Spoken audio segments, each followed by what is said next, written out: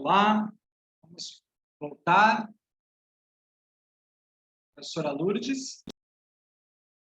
Olá, estou aqui. Seja bem-vinda. Deixa eu destacar aqui o professor Jones, que estava numa outra atividade acadêmica, mas está aqui agora com a gente acompanhando. O professor Jones também é organizador do evento. Professor Jones, palavra com você. Eu preciso, Kleber, desculpe, eu preciso que liberem para mim compartilhar a tela. Sim, Mariana já vai liberar. Mariana, você libera a apresentação para a professora Lourdes?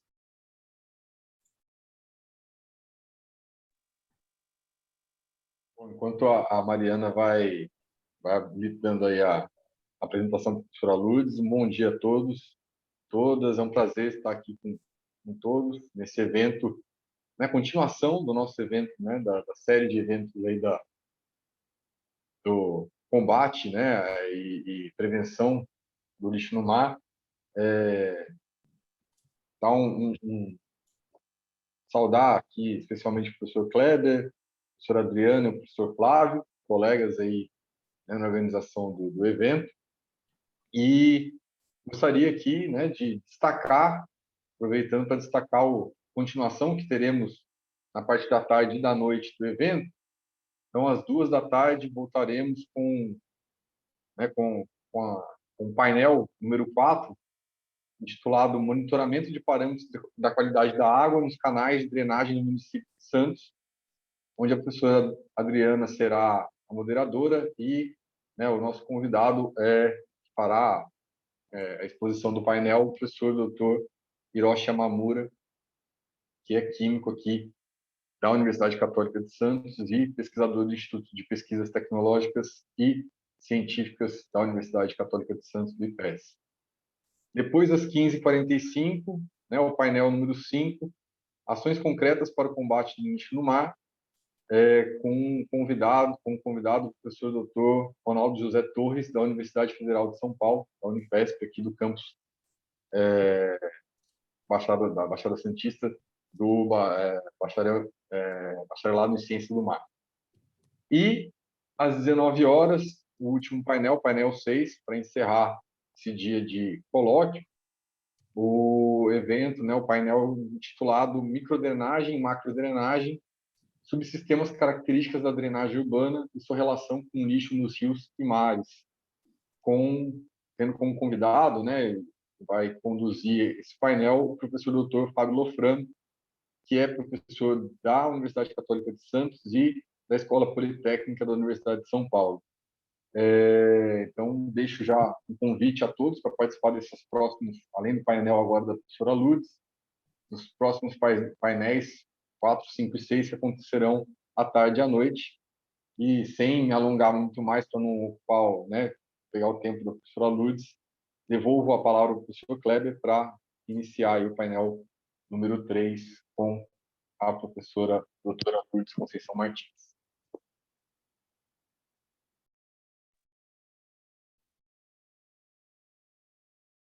Só um minutinho. Mariana, você está na sala? Sim, professor. Mariana, você põe o PIN na professora Lourdes e libera para ela. Mariana, o pessoal está perguntando os certificados para liberar no chat para o preenchimento, né, para gerar o certificado. Você coloca depois, por gentileza? Já está também, professor. A professora Lourdes também já está liberada. Está liberado? Você pode repetir no chat, porque ele não está aparecendo para mim. Acho que já caminhou, ficou em cima. Já está aqui, painel 3, lista de presença. Obrigado, Mariana, apareceu aqui para mim. Professora Lourdes, podemos então iniciar? Bom, primeiramente, queria agradecer ao aceite do convite, né? Sei da sua agenda bastante atribulada de pesquisa e de orientações e de aulas na graduação, mas a gente fica aqui com uma grande satisfação ter poder partilhar esse momento aí do seu conhecimento com a gente no nosso momento do lixo no mar, ok? Obrigada, Kleber. Obrigada. Em primeiro lugar, quero agradecer a você, a professora Adriana, ao IPES, pelo convite, pela lembrança do meu nome. Eu trabalho na área ambiental há alguns anos e fui consultora, né? Ainda sou consultora do Ministério, mas mais na área de vigilância da qualidade do ar. E depois, né, devido a essa trajetória, também trabalho com a qualidade da água e riscos ambientais, agrotóxico e por aí vai. Então, a minha apresentação de hoje é mais uma reflexão, porque uma coisa que me incomoda muito nas reuniões do Ministério é que ou você fala só a saúde, ou você fala só o meio ambiente, e o meio ambiente e a saúde muitas vezes não se conversam. E isso acontece desde o Ministério e até as esferas menores, municipais. E em uma conversa que eu tive com o doutor Daloia, procurador público, a gente ficou discutindo muito isso e como que a gente poderia modificar isso. Claro, nós somos uma sementinha, mas alguém tem que começar. Então, a minha apresentação, ela vai incorporar a saúde, o meio ambiente e todas as secretarias de desenvolvimento, num link, né, que é o que a gente está pensando para essa rede de recursos hídricos, que eu vou falar. Essa construção dessa rede partiu desse incômodo, particularmente meu, onde a saúde e o meio ambiente deveriam estar integrados. Então, quando houve os acidentes ambientais, em Santos, por exemplo, a multa, ele vai para o meio ambiente e ele não vai para a saúde. Mas quem trata as pessoas expostas ao acidente é a saúde. É o Sistema Único de Saúde. Então, nessas conversas que a gente teve com o doutor Daloia, eu e o professor Alfésio Luiz Ferreira Braga, do Programa de Pós-Graduação em Saúde Coletiva, e pelo grupo de avaliação, grupo de pesquisa de avaliação de exposição a risco ambiental, conversando muito com o procurador público, o doutor Daloia, nós conseguimos, ano passado, mais especialmente o professor Alfésio, que um TAC, uma multa, fosse para a saúde. Então, isso a gente achou uma vitória entre tantas que vão para o meio ambiente e que nada sobra para a saúde, que é uma importante parte também, porque a saúde está sofrendo o efeito dessa exposição. Então, estão vendo a minha tela? Sim, Lourdes. Então, a minha fala eu também sou responsável por 2 projetos do FEHIDRO, um que é o de capacitação do Observatório da Água, e o outro que foi o primeiro congresso de recursos hídricos, que está gerando as oficinas e que, por uma ideologia, né, por uma vontade muito grande do grupo que se juntou, que a gente tem toxicologista, médico, engenheiro, várias visões diferentes, pretendemos criar essa rede de recursos hídricos, que é algo inédito, porque você tem uma rede, mas vai falar só de monitoramento, só disso. Agora, a nossa rede pensa em interligar a saúde também, a educação ambiental, tudo numa...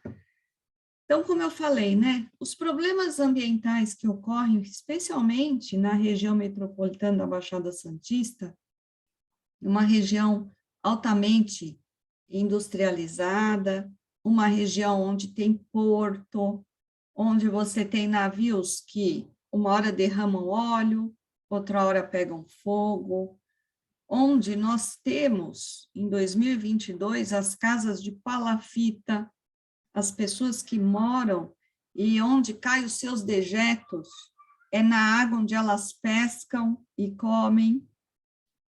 Então, nós temos uma região de vários problemas ambientais que, penso, devem ser vistos como interdisciplinares. Devem ser vistos vários olhos diferentes, chegando a um ponto comum, que é a melhora da saúde, melhora dos recursos hídricos da nossa região.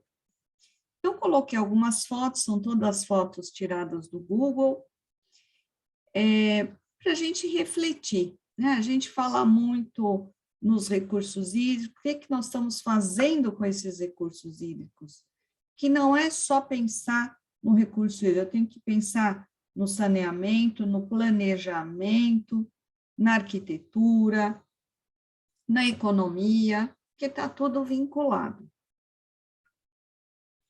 E nós temos uma grande disponibilidade de recursos hídricos, está na Agência Nacional das Águas, tirei de lá, onde a região norte é onde a gente tem o maior número de recursos hídricos do Brasil e com uma menor população, sendo que na região sudeste, onde estamos, a gente tem uma maior população e uma porcentagem muito pequena de recursos hídricos. E o que nós estamos fazendo para melhorar, para garantir que esses recursos hídricos, que a gente tenha uma água saudável, né? Como é que vamos proteger os nossos recursos hídricos?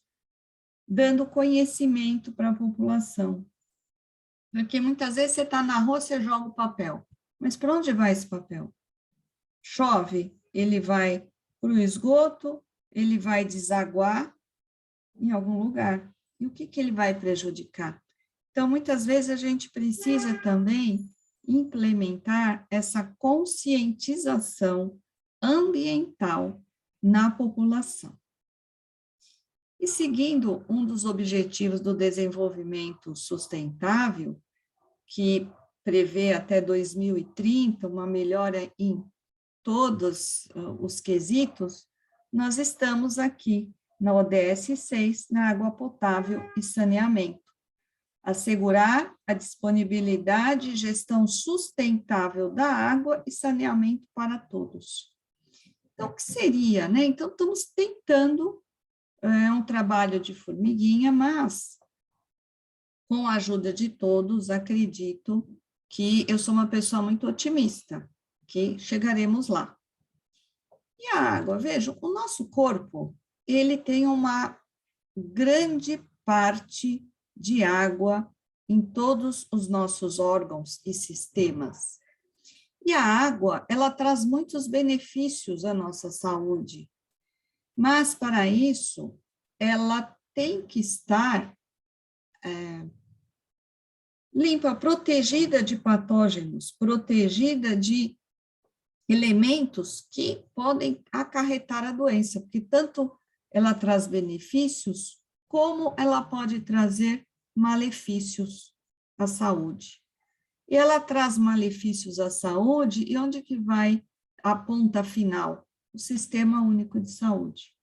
A saúde é que vai ter que responder ou curar, tentar achar uma cura para aquele problema que começou com um copo de água contaminada.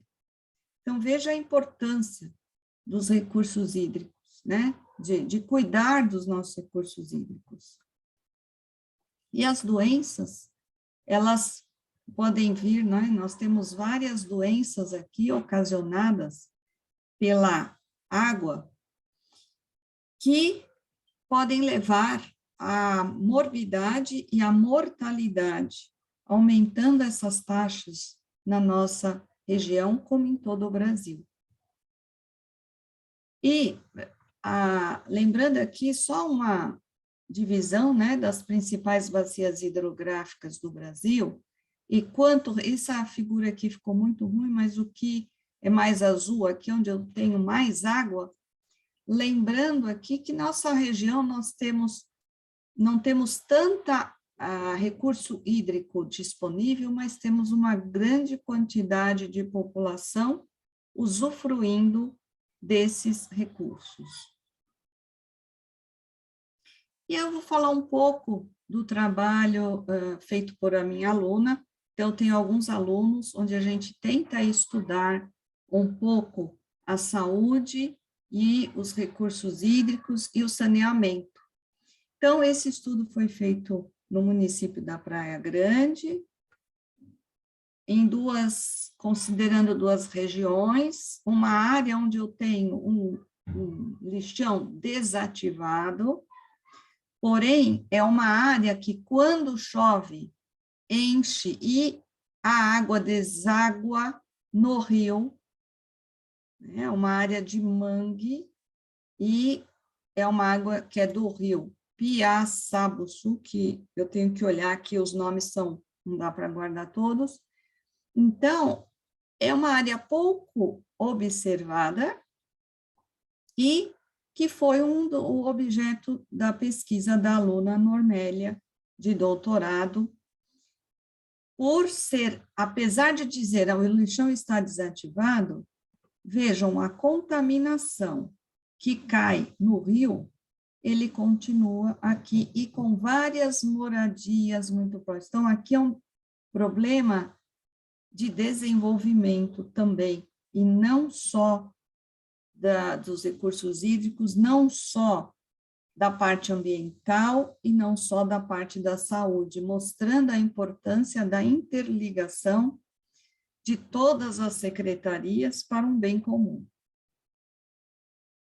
E aí, mostrando aqui, nessa área sem saneamento e com saneamento, o aumento de casos de doença diarreica aguda ao longo dos anos, onde você vê uma concentração muito maior aqui, nesta área que está próximo ao lixão.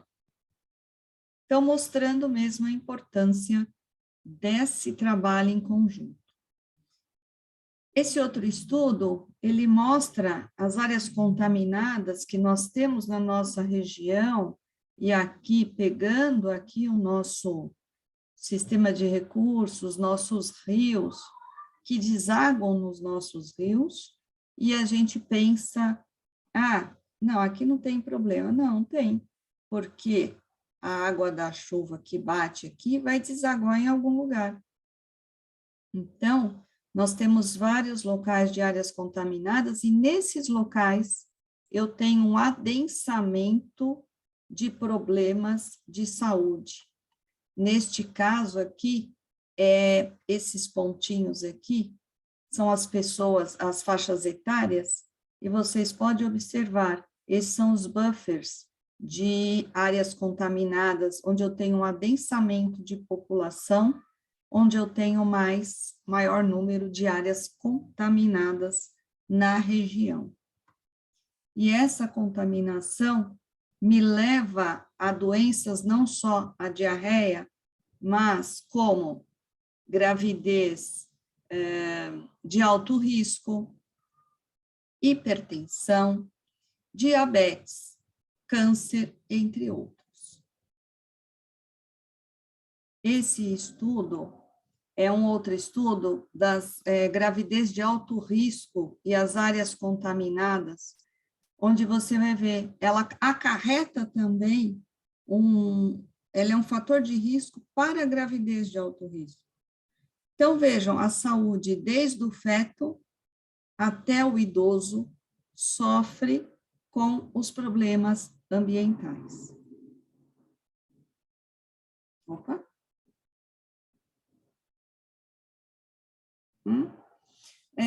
Com relação a doenças autorreferidas, né? A pessoa relatar, olha, eu tenho alguma doença, hipertensão, diabetes, etc.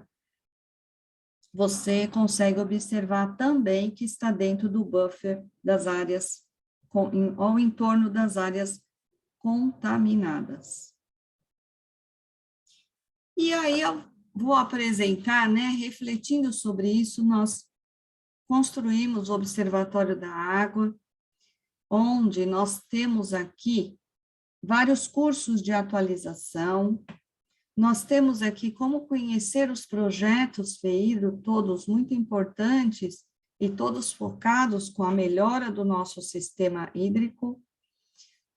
Temos aqui alguns e-books e alguns artigos científicos que estudam a relação, né, entre recursos, mas em recursos de saúde, a gente tem pouco conhecimento sobre essa parte, então a gente foca muito e esquece um pouco da saúde. Esse Observatório da Água é o início que a gente gostaria para chamar a atenção dos problemas de saúde pública, né? Então, nós temos aqui um cronograma de reuniões, onde nós pretendemos que essas oficinas, elas vão finalizar com o workshop de recursos hídricos, mas que a gente consiga construir uma rede interdisciplinar e multidisciplinar, com vários olhares, e que isso seja uma sementinha de exemplo para o resto do Brasil.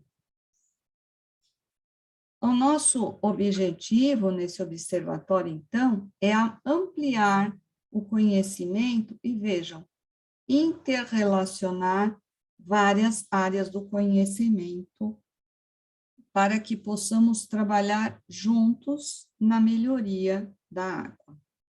Os cursos de atualização são todos livres, qualquer um pode acessar, são todos temas vinculados a nosso problema principal, que é a preservação dos recursos hídricos.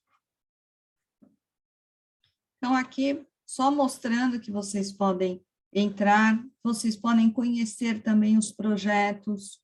Ah, olha só, que projeto legal! Então, você pode entrar em contato com o pesquisador principal, e pode vir fazer parte do nosso Observatório da Água, do nosso grupo, a qualquer momento.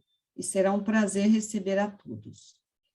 Nós temos aqui, então, também os e-books, as notícias, alguns artigos científicos. Vocês vão observar que nós não temos, assim, muitos artigos científicos nessa temática. E quando eu falo de recursos hídricos, a maior parte dos artigos não vê a saúde, não tem esse vínculo. Então, esse é o nosso diferencial. A gente tenta interligar saúde, ambiente, saneamento, etc. E tudo que fizer parte, né? Educação ambiental, importantíssimo.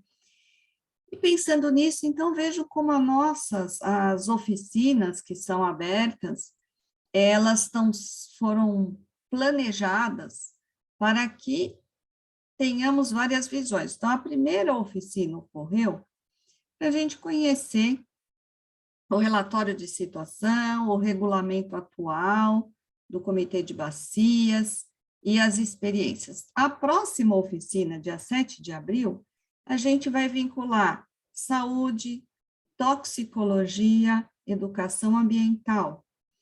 A outra oficina, nós vamos falar sobre os planos municipais, então entender o sistema, o SIG-Web e a vigilância da qualidade da água. Então, o Ministério, né, tem o Vigiágua. Como que isso está funcionando na nossa região? Essa vigilância da qualidade da água. Nós também temos a parceria com o Ministério no Vigiágua e para a gente entender como que a gente pode incorporar a experiência da vigilância nessa nossa rede de recursos hídricos. E era isso, pessoal, que eu gostaria de comentar com vocês. Não sei se eu fui muito rápida, mas tentei ser rápida para a gente poder abrir para discussão, mas o mais importante é fazer essa interrelação, é nos unirmos com visões diferentes para um bem comum. E essa rede, ela pretende fazer isso. Então, quero agradecer a oportunidade de poder apresentar esses projetos, o Congresso nos abriu muitas visões diferentes, foi muito legal as discussões que ocorreram e que deu origem a essa ideia de rede e de criação dessa rede e os participantes que estão conosco neste grupo com o bem comum da construção da rede de recursos hídricos. Obrigada, Kleber, obrigada, Adriana. Agradeço, Lourdes, ótima apresentação. Fiquei ali pensando, né, naqueles mapas que você apresenta, né, na forma de infográficos, né, pedir para a Mariana descompartilhar, para a gente poder abrir para... Obrigado, Mariana. Essa relação, né? Eu acho que você traz uma pergunta inicial, né, que é a questão da relação com a saúde, né? Mas queria fazer uma pergunta no sentido, porque você fala na rede, né? E a gente pensar em rede, pensar em teia, né? Eu gosto de pensar, tem a rede tem uma trama certa, a teia, né? Ela tem um caminhar. Lourdes, como é que você vê hoje, o que é mais difícil para implementar esse pensar em rede ou pensar em teia na região metropolitana da Baixada Santista, né? Então, a gente tem uma questão dessa conurbação, né, das cidades, desse crescimento das cidades e essa necessidade de se pensar em ações não só para o município, mas pensar de ações para os 9 municípios, ou seja, numa questão metropolitana. Quais são os desafios, as dificuldades que você observa, né, nessa tentativa metodológica de pensar em rede? Eu acho que esse desafio é convencer as pessoas a pensarem em rede. Porque as pessoas pensam muito no seu ninho, né? A gente tem que sair do ninho, a gente tem que extrapolar esse ninho.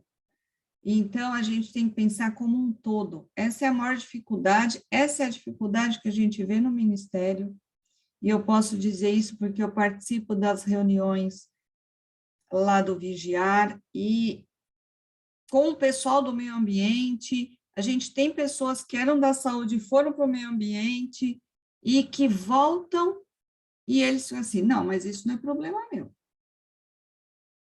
É problema seu. É problema de todos. Eu acho que quebrar este paradigma que estou só no meu ninho e a gente tem que sair do ninho, né? A gente tem que pensar fora da nossa casinha. Temos que pensar como rede, como um problema está interferindo no outro e como que um pode colaborar com o outro. Eu sei que não é um trabalho fácil, mas se nós conseguimos, por a nossa região ser uma região com 9 municípios, uma região pequena, se eu for contar os 5.570 municípios do Brasil, a gente poder ser um exemplo para o Ministério, inclusive. Tá? Porque eu vejo muito, eu participei da comissão de agrotóxicos do Ministério, e aí o meio ambiente não quer saber do problema da saúde, então, fica naquela, né, discussão, né? E eu acho que isso está tudo integrado, e essa é a importância e o desafio é quebrarmos este paradigma de cada um no seu ninho, penso eu. Professora Adriana? Obrigada. Adriana, acho que você está... voltou. Bom dia, Lourdes. Obrigada pela sua participação.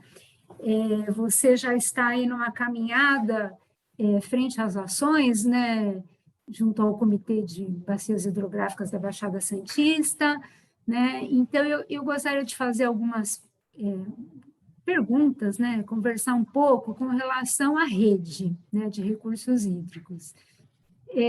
Essa rede, ela está em construção, né, já foram realizadas algumas reuniões, o Kleber, ele já lhe perguntou um pouco sobre o desafio, e eu queria ser mais incisiva com relação à questão do desafio, que vai um pouco com relação à participação, né? Porque o sucesso desta rede, ela depende muito do engajamento dos pares, né? Ela vai depender, sobretudo, da participação da sociedade civil e do poder público, né? Sem a participação do poder público, e quando eu falo poder público, pensando numa rede municipal, a participação dos municípios ela é fundamental neste processo, quando se pensa aí num futuro, na elaboração de políticas públicas.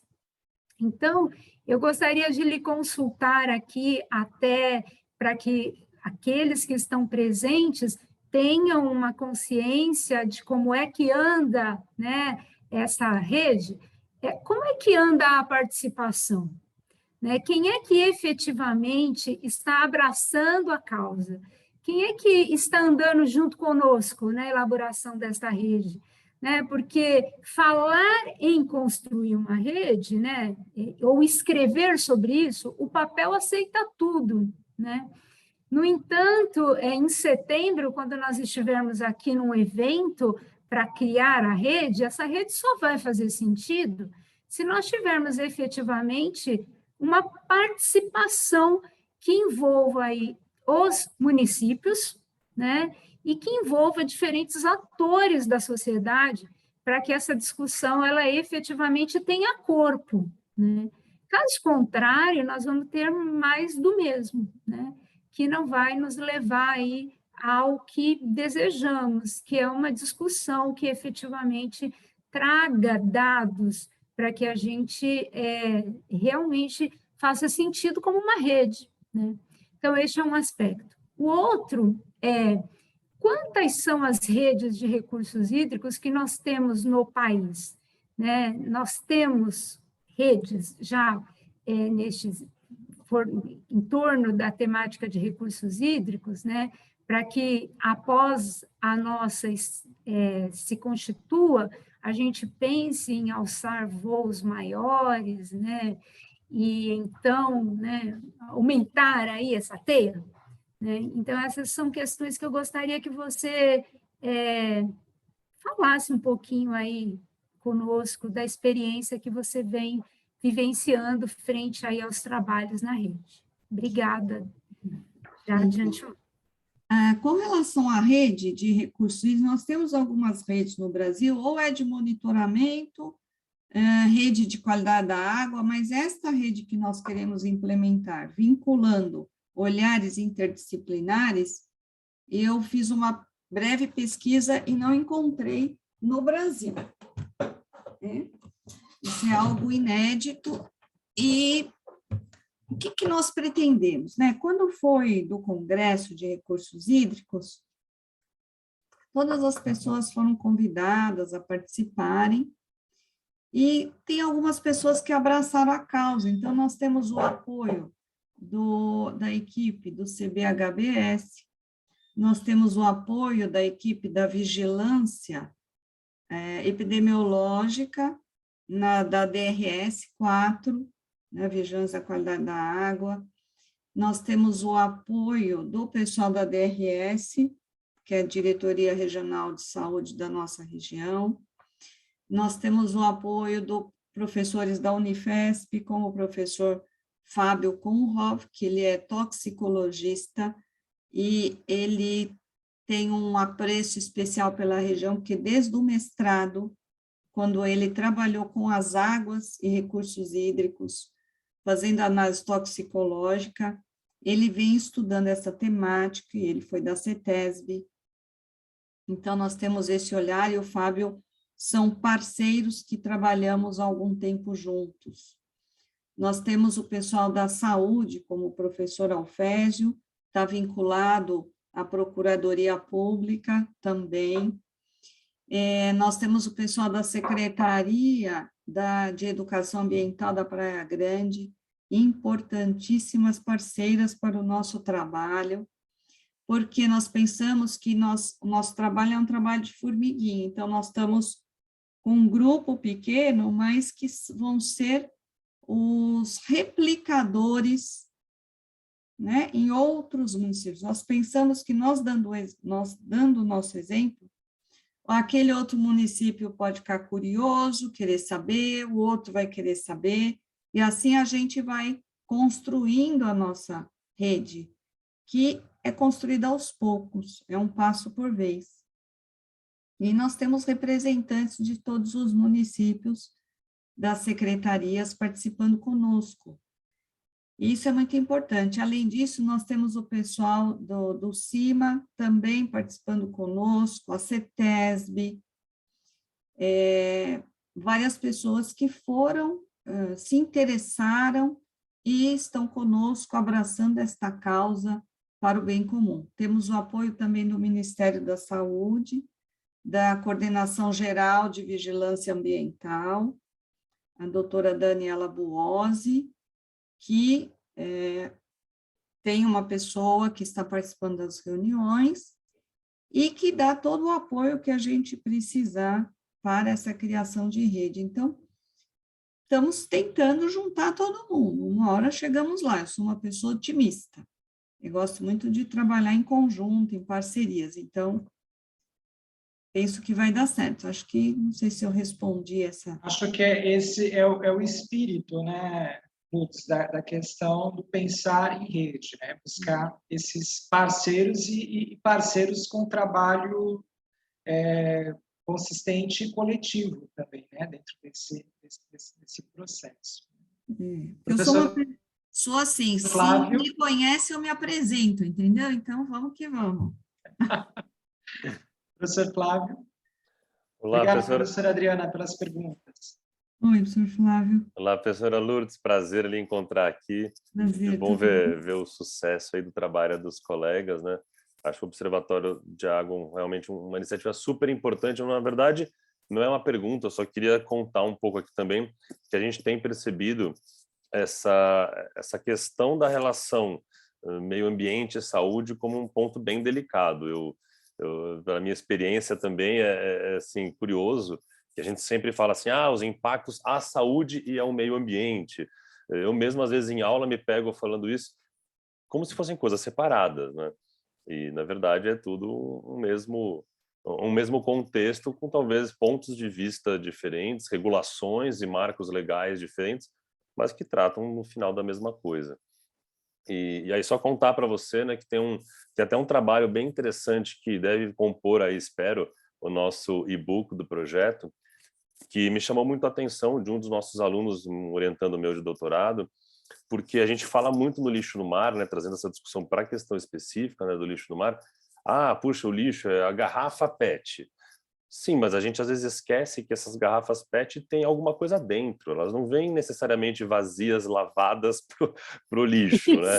Então, assim, é um trabalho muito interessante porque ele relaciona, o Luciano, né, esse aluno, ele relaciona a questão dos parabenos, que é uma categoria de substância conservante, é um microbiocida, né, usado na formulação de diversos produtos, principalmente cosméticos, em larga escala no mundo inteiro. E que se comprovou já há muito tempo, para quem não conhece a questão, né, que eles têm um efeito carcinogênico, né? Então, é um produto que na União Europeia são substâncias que já são controladas, banidas em algumas circunstâncias, e que no Brasil não tem qualquer controle.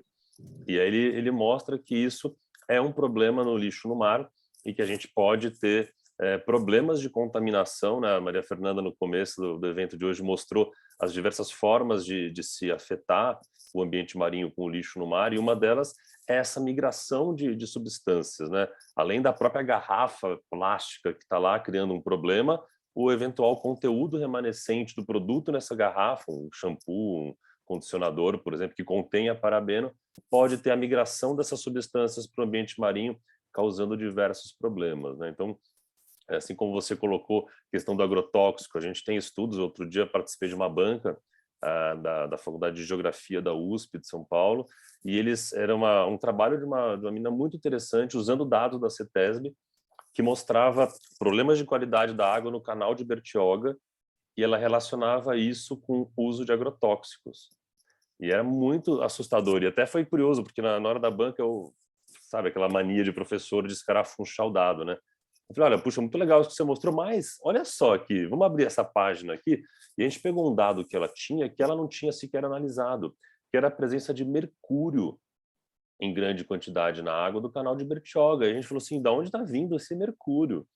Então fica uma dúvida, ele vem de atividades em terra, por exemplo, um dentista ou qualquer outra atividade que tenha mercúrio, ou talvez venha do polo de Cubatão, de uma atividade industrial, a gente ainda não sabe. Então é importante, acho que isso coloco isso só para ressaltar a importância de iniciativas como observatório, para que a gente traga pesquisas acadêmicas utilizando dados públicos, dados que já existem, inclusive, em muitos casos, para poder avançar com conhecimento científico e diagnosticar problemas que, eventualmente, a gente ainda não tenha sequer percebido, né?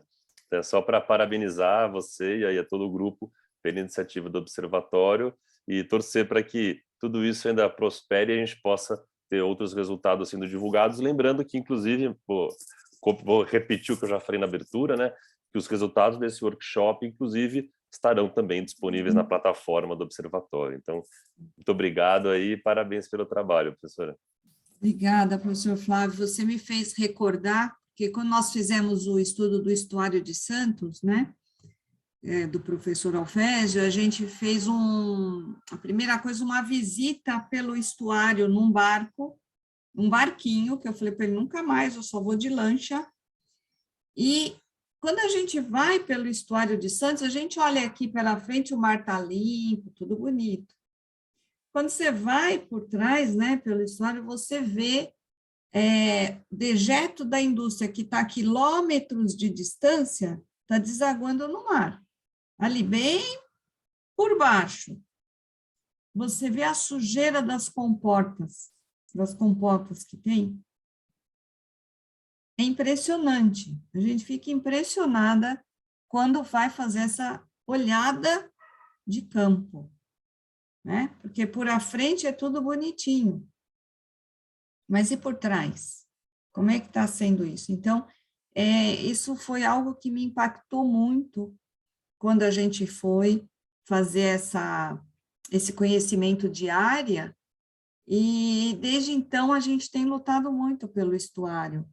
E não é um trabalho fácil, porque, vejam, a CETESB, ela mudou os limites aceitáveis de qualidade do ar, eu falo mais da poluição do ar, porque é minha área inicial de estudo, e tenho parceria lá com o pessoal, o seu Massa, que se aposentou, o Yoshio, que está lá agora, no lugar, né? Então, conheço algumas pessoas, o Lacava,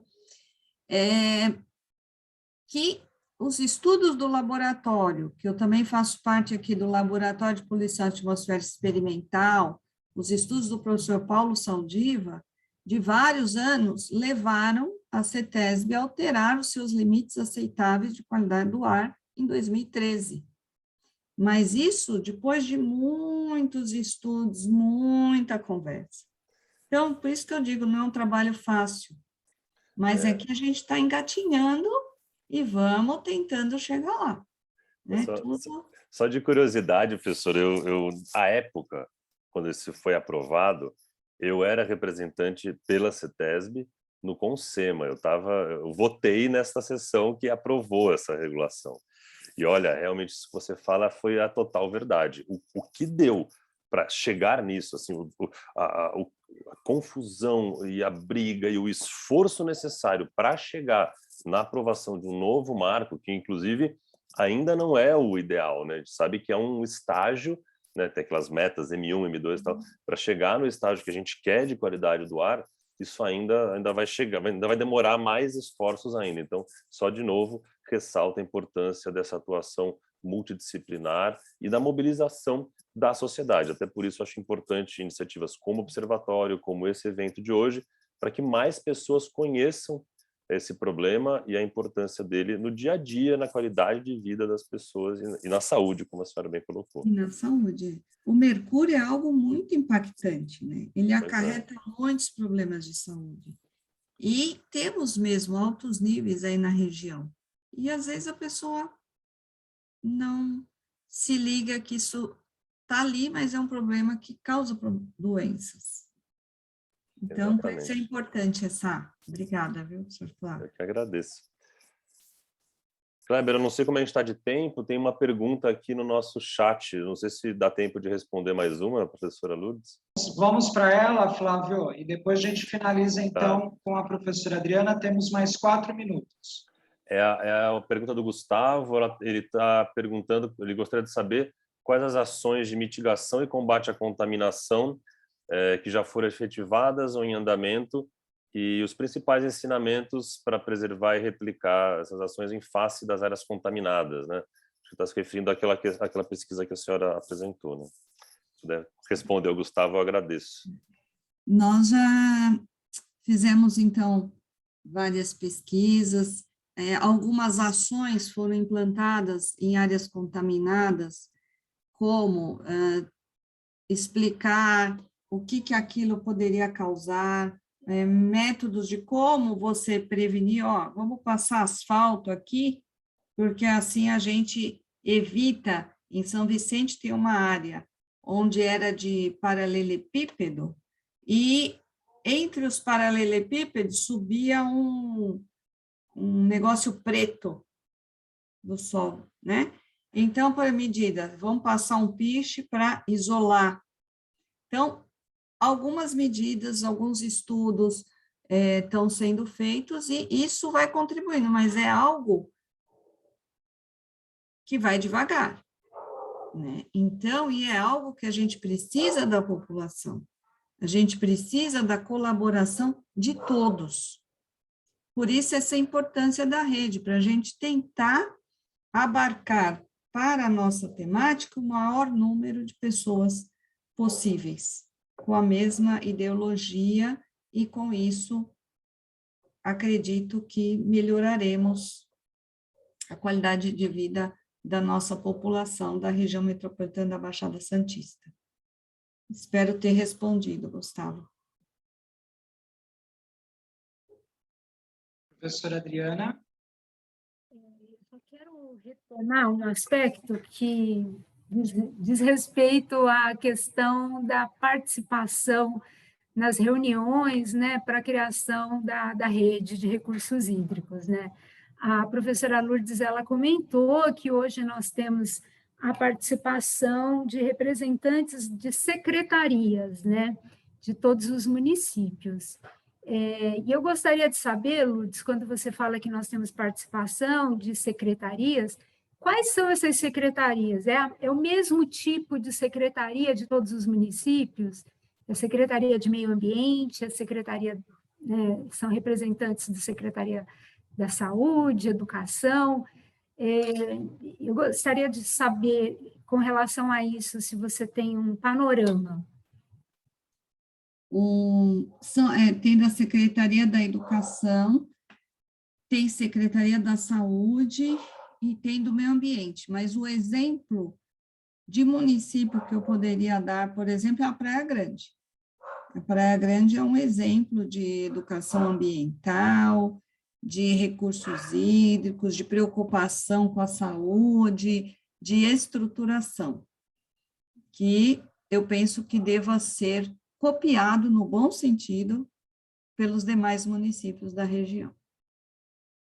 O motivo da minha insistência, eu faço até uso deste momento para isso, é porque nós estamos lá no Comitê da Bacia Hidrográfica da Baixada Santista, nas reuniões da Câmara Técnica de Educação Ambiental e Desenvolvimento, e nas plenárias, em um esforço continuado, né, para que todos, né, todos os segmentos participem, né, das ações que são fomentadas pelo comitê, né? E quando nós falamos nessa rede, é um esforço do comitê, né?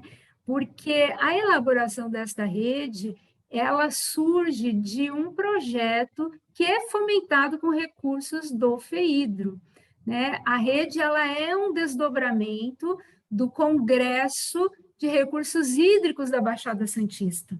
Então, veja, é algo que vem de uma ação que foi lançada pelo comitê pelo CBHBS. Então, é algo que diz respeito e que é de interesse de toda a região metropolitana. Então, existe um olhar, né, existe a necessidade de um olhar regional, da participação de todos, né, para o sucesso da ação. Né? Então, quando insistimos aqui na participação, pensando no sucesso da ação de forma regional.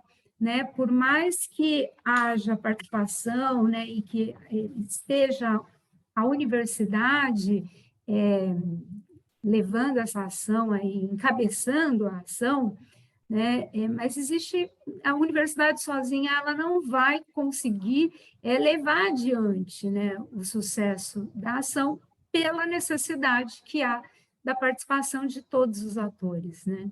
Então, como nós vimos aqui, e foi colocado muito bem em todos os momentos, né, tratar a questão especificamente do lixo no mar, ela requer aí um olhar transdisciplinar, né? Um olhar que envolve muitos segmentos. E pensando em políticas públicas, mais ainda, né? Então, é muito importante que a gente consiga mobilizar muitos segmentos, né? Então, aqui, muito antes de iniciar esse painel, nós já foi apresentado interesse por parte do William, do Instituto Ecofaxina, de participar, né, da rede, né, das reuniões. Sinta-se convidado, como já foi colocado aqui. Exatamente, todos que queiram estão convidados a participar, a integrar a rede. E os municípios, né, se sintam estimulados a participar, né, pensando aí no sucesso que teremos enquanto região metropolitana no tratamento da questão dos resíduos, né, como um todo. Então, eu faço uso desse espaço aí, né, fazendo um apelo, efetivamente, para a participação de todos.